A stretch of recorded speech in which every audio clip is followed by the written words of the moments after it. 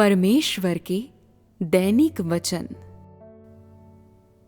अय्यूब का असली चेहरा, सच्चा, शुद्ध और बिना किसी असत्य का। आओ हम निम्नलिखित अंश को पढ़ें।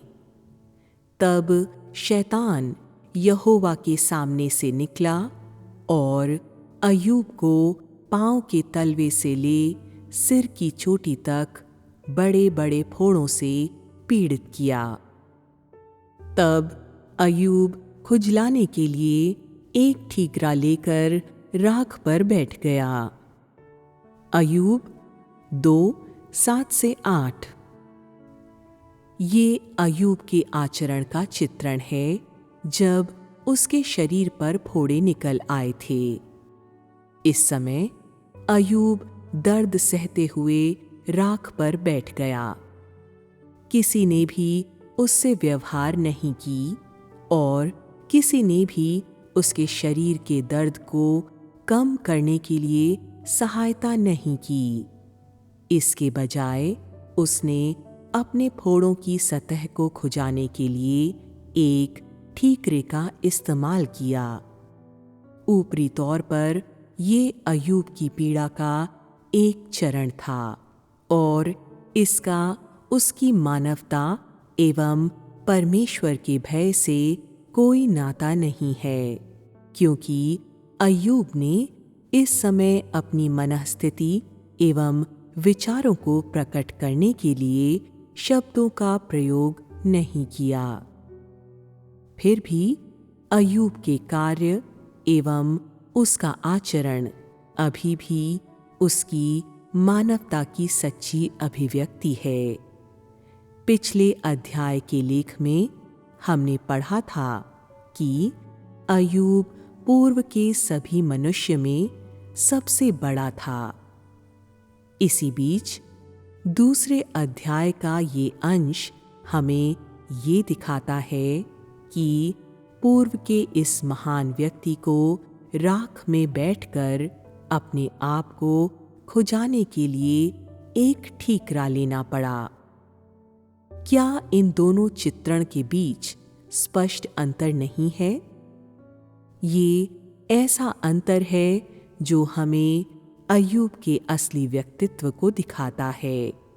उसकी प्रतिष्ठा एवं हैसियत के बावजूद उसने कभी उनसे प्रेम नहीं किया या उन पर कोई ध्यान नहीं दिया। उसने परवाह नहीं की कि अन्य लोग उसकी प्रतिष्ठा को कैसे देखते हैं। न ही वो इस विषय में चिंतित था कि उसके कार्य एवं आचरण का उसकी प्रतिष्ठा पर कोई नकारात्मक प्रभाव पड़ेगा या नहीं। वो पद प्रतिष्ठा के धन दौलत में लिप्त नहीं हुआ, न ही उसने उस महिमा का आनंद उठाया जो हैसियत एवं प्रतिष्ठा से आया था। उसने सिर्फ अपने मूल्यों की और यहोवा परमेश्वर की नजरों में अपने जीवन को जीने के महत्व की चिंता की थी। अय्यूब का असली व्यक्तित्व ही उसकी हस्ती थी।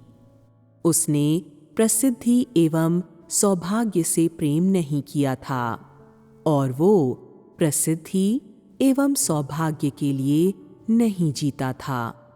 वो सच्चा, शुद्ध और बिना किसी असत्य के था। अय्यूब के प्रेम एवं नफरत का अलगाव। अय्यूब और उसकी पत्नी के बीच हुए संवाद में उसकी मानवता के एक और पहलू को प्रदर्शित किया गया है। तब उसकी स्त्री उससे कहने लगी, क्या तू अब भी अपनी खराई पर बना है? परमेश्वर की निंदा कर और चाहे मर जाए तो मर जा। उसने उससे कहा, तू एक मूढ़ स्त्री की सी बातें करती है। क्या हम जो परमेश्वर के हाथ से सुख लेते हैं दुख न लें? अय्यूब 2:9-10। जिस पीड़ा को वो सह रहा था उसे देखते हुए अय्यूब की पत्नी ने उसे इस पीड़ा से बच निकलने में सहायता करने के लिए सलाह देने की कोशिश की थी। फिर भी उन भले इरादों को अय्यूब की मंजूरी प्राप्त नहीं हुई। इसके बजाय उन्होंने उसके क्रोध को भड़का दिया, क्योंकि उसने यहोवा परमेश्वर में उसके विश्वास एवं उसके प्रति उसकी आज्ञाकारिता का इनकार किया था और साथ ही यहोवा परमेश्वर के अस्तित्व को भी नकारा था। ये अय्यूब के लिए असहनीय था कि वो दूसरों के विषय में कुछ भी न कहे, क्योंकि उसने स्वयं को ऐसा कुछ करने की अनुमति कभी नहीं दी थी जिससे परमेश्वर का विरोध हुआ हो या उसे तकलीफ पहुंची हो। वो कैसे चुपचाप रह सकता था जब उसने देखा कि अन्य लोगों ने ऐसे शब्दों को कहा जो परमेश्वर की निंदा एवं उसका अपमान था। इस प्रकार उसने अपनी पत्नी को मूर्ख स्त्री कहा। अपनी पत्नी के प्रति अय्यूब की मानसिकता क्रोध एवं घृणा, साथ ही साथ निंदा एवं फटकार की थी। ये प्रेम एवं घृणा के बीच अंतर करने के विषय में अय्यूब के मनुष्यत्व की स्वाभाविक अभिव्यक्ति थी और ये सच्चे मनुष्यत्व का असली प्रदर्शन था। अय्यूब ने न्याय के एक एहसास को धारण किया था, ऐसा एहसास जिससे उसने दुष्टता की बयार एवं लहर से नफरत की और बेतुकी झूठी शिक्षा, भद्दे विवादों एवं ऊटपटांग अभिकथनों से घृणा की। उनकी भर्त्सना एवं उन्हें अस्वीकार किया और ऐसे एहसास ने उसे अनुमति दी कि वो तब भी अपने सही सिद्धांतों एवं उद्देश्य को सच्चाई से थामे रहे जब उसे भीड़ के द्वारा अस्वीकार कर दिया गया था और उसे उन लोगों के द्वारा छोड़ दिया गया था जो उसके करीबी थे। अय्यूब की उदारता एवं ईमानदारी। जबकि अय्यूब के व्यवहार में हम उसके मनुष्यत्व के विभिन्न पहलुओं की अभिव्यक्ति को देख सकते हैं, तो हम अय्यूब के मनुष्यत्व के किस पहलू को देखते हैं जब उसने अपने जन्म के दिन को कोसने के लिए अपना मुंह खोला था। ये वो विषय है जिस पर हम नीचे बातचीत करेंगे। ऊपर मैंने अय्यूब के द्वारा अपने जन्म के दिन को कोसने की शुरुआत के विषय में बात की है। तुम लोग इसमें क्या देखते हो? यदि अय्यूब कठोर हृदय और बिना प्रेम के होता, यदि वो ठंडा और भावना रहित होता एवं मानवता से रहित होता, तो क्या उसने परमेश्वर के हृदय की इच्छा की परवाह की होती? और क्या परमेश्वर के हृदय की परवाह करने के फलस्वरूप वो अपने जन्म के दिन को कोस सकता था?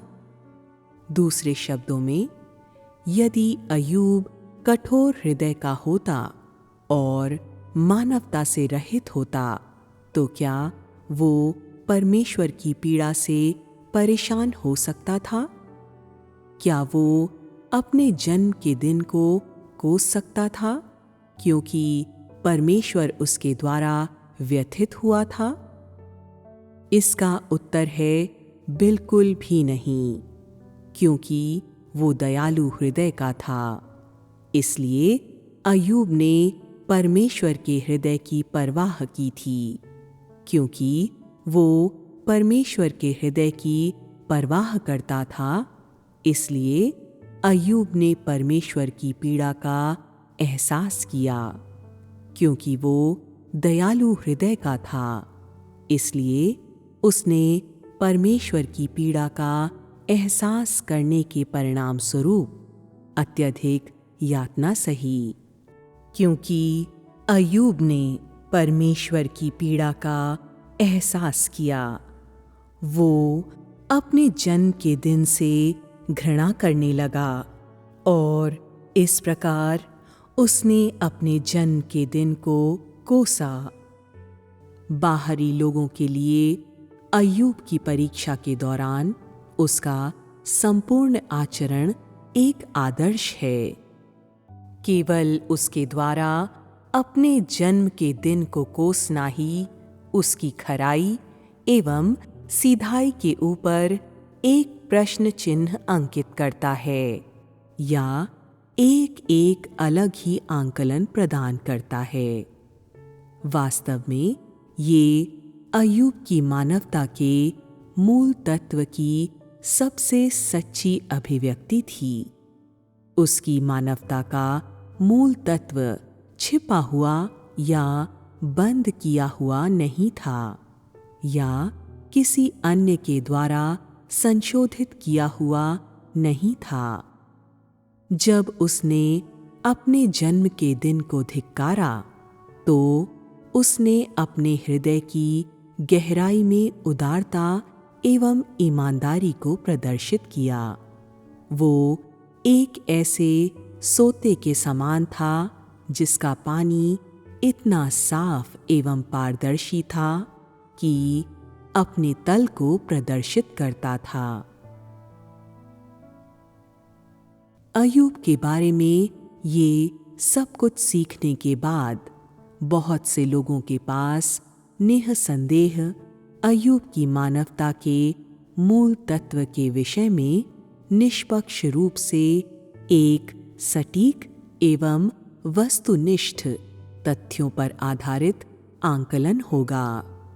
उनके पास अय्यूब की खराई एवं सिधाई के विषय में एक गहरी, व्यावहारिक एवं और अधिक उन्नत समझ एवं प्रशंसा भी होनी चाहिए, जिसके विषय में परमेश्वर के द्वारा बोला गया था।